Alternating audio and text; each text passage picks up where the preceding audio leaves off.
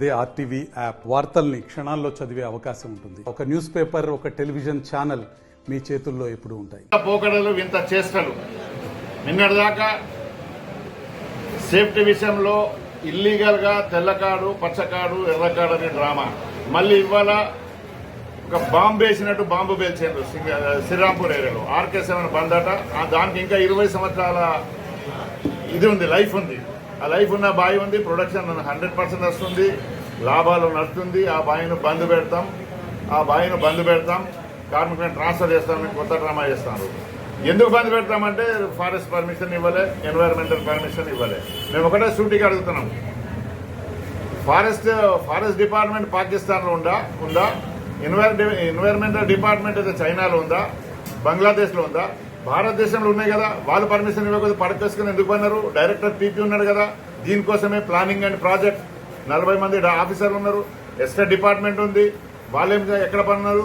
Forest వాళ్ళు కిరికిరి చేయకుండా ఉండడానికి ఒక DFOని తీసుకున్నారు. ఆ DFO ఎక్కడ పన్నాడు? వీళ్ళు ముగ్గురిని సస్పెండ్ చేయండి, ముందు పర్మిషన్ రాదని నిజంగానే అయితే. కనుక బావి బంద్ పెట్టే కార్యక్రమం బంద్ పెట్టండి. బావికి లైఫ్ ఉంది, మంచి బావి, ఇంకా 100 సంవత్సరాలను ఉడవది. భయభ్రాంతులకు గురి చేసి లంచాలు వసూలు చేసుకోవడానికి ఒక స్కీమ్ వేసిండ్రు.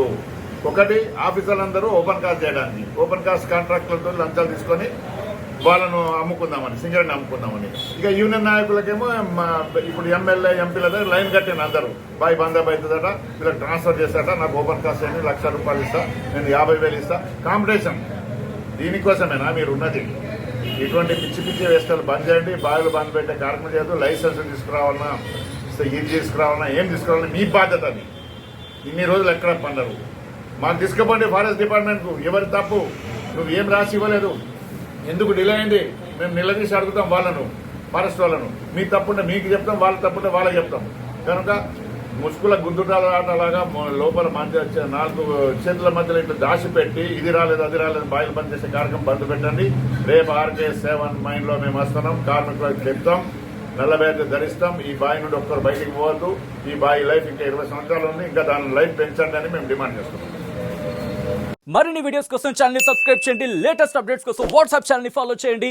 అండ్ లింక్ డిస్క్రిప్షన్ లో ఉంది.